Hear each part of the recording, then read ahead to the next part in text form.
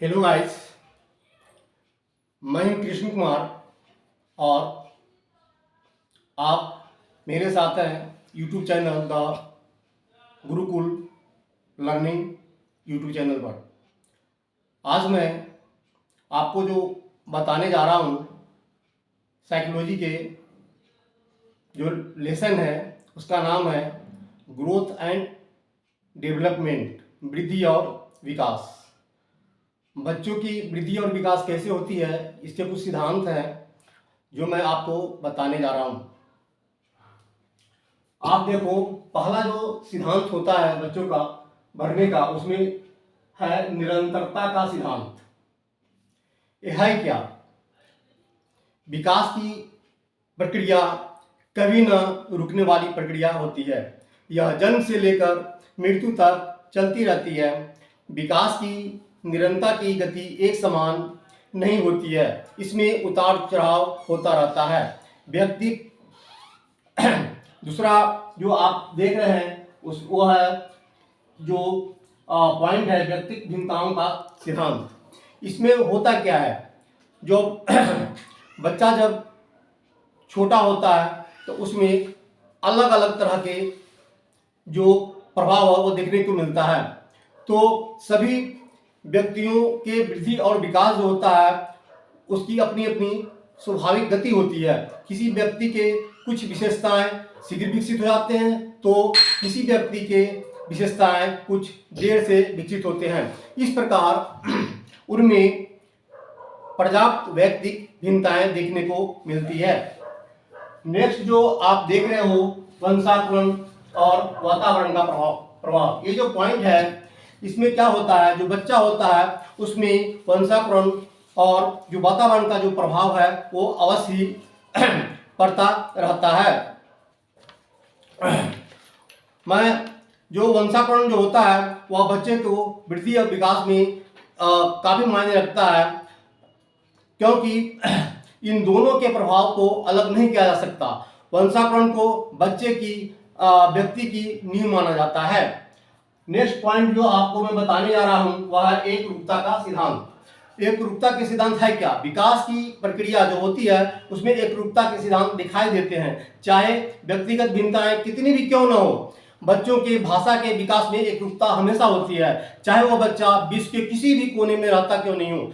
बच्चों का शारीरिक विकास सबसे पहले होता है। बच्चों के विकास की गति में अंतर हो सकता है, लेकिन विकास के क्रम में एक रूपता होती है। नेक्स्ट जो पॉइंट है उसमें विकास की दिशा का सिद्धांत है। इसमें जो मैं आपको बताने जा रहा हूं वह वृद्धि जो विकास की अपनी ही दिशा होती है और यह निश्चित होती है। मानव के बच्चे का सबसे पहले सिर प्रौढ़ होता है, जो सर होता है वह सबसे पहले विकसित होता है और बाद में जो टांगे होती है वह विकसित होता है। सिर के बाद बच्चे का जो रीढ़ की हड्डी है वो विकसित होता है और बाद में शरीर का निचला जो हिस्सा है वो फिर विकसित होता है। नेक्स्ट पॉइंट जो है बच्चों वह आप देख लो परिपक्वता व अधिगम का सिद्धांत। इसमें इस सिद्धांत में जो विकास की प्रक्रिया होती है वह परिपक्वता और अधिगम की महत्वपूर्ण भूमिका निभाती है। परिपक्वता से बच्चों के विकास में जब परिपक्वता आने लगती है तो किसी एक कार्य करने के लिए उसको वो उत्सुक होता है, लेकिन जब तक बच्चे का भौतिक विकास नहीं हो पाता है तो वह बालक उस काम को करने में असमर्थ होता है। नेक्स्ट जो पॉइंट है वृद्धि और विकास की गति में भिन्नता का सिद्धांत। व्यक्ति की वृद्धि और विकास की जो भिन्नता होती है उसकी अवस्थाएं भिन्न होती है। उन सभी अवस्थाओं के दौरान विकास की गति दर समान नहीं होती। प्रारंभ में वृद्धि और विकास की गति तीव्र होती है, लेकिन ज्यों-ज्यों बच्चा बड़ा होता है उसकी विकास की गति धीरे धीरे कम होने लगती है। फिर एक अवस्था के बाद जो शारीरिक वृद्धि है वह रुक जाती है। नेक्स्ट जो पॉइंट है सामान्य से विशिष्ट की ओर। इस सिद्धांत के अनुसार बच्चा पहले समान व्यवहार सीखता है और फिर धीरे धीरे फिर वो विशिष्ट व्यवहार को सीखने लगता है। उदाहरण के लिए पहले बच्चा वस्तु को पकड़ने को कोशिश करता है, फिर वह इधर उधर हाथ मारने का प्रयास करता है, फिर बाद में बच्चा उसी वस्तु को फिर उठाने का प्रयास करता है। इस प्रकार जो बच्चा है सामान्य से विशिष्ट की ओर सीखता जाता है। नेक्स्ट जो पॉइंट है वह एकीकरण का सिद्धांत है। इस सिद्धांत के अनुसार सबसे पहले बच्चा संपूर्ण अंक को फिर उसके विशिष्ट अंक को चलाने लगता है, फिर इन भागों को बच्चा एकीकरण सीखता है, मतलब एडजस्टमेंट करने लगता है। बच्चे को धीरे धीरे एडजस्टमेंट करके बच्चा क्या होता है अपने जो शरीर का जो विकास है वो धीरे धीरे पूर्ण करता है। नेक्स्ट जो पॉइंट है वह मूर्त से अमूर्त की ओर, मूर्त से अमूर्त की ओर सोचने का सिद्धांत। जब बच्चा छोटा होता है पहले बच्चा जो सामने देखता है उसी को साकार समझता है। जो जो वह बड़ा होने लगता है उसका मानसिक विकास धीरे धीरे विकसित होने लगता है। विकास के इस क्रम में शरीर धीरे धीरे वह जो नहीं देखता है उसकी भी परिकल्पना करने लगता है। इस प्रकार बच्चा मूर्त से अमूर्त की ओर सोचने लगता है। नेक्स्ट पॉइंट जो है बच्चों वह है बाहरी नियंत्रण के आंतरिक नियंत्रण का सिद्धांत। इसमें मैं आपको जो बताने जा रहा हूं वह जब बच्चा छोटा होता है तो सबसे पहले अपने माता पिता और अपने घर परिवार के सदस्यों पर डिपेंड रहता है। उसके बाद वह हर गतिविधि के लिए वह दूसरों पर निर्भर रहता है। लेकिन जब वह बच्चा बड़ा होने लगता है तो फिर सभी कार्य खुद ही करने लगता है। इस तरह अपने शरीर के सभी अंगों को समायोजन कर खुद अपना कार्य वह करने लगता है। तो जो मैंने आपको वृद्धि और विकास का सिद्धांत बताया है यह बहुत ही इंपॉर्टेंट चैप्टर है।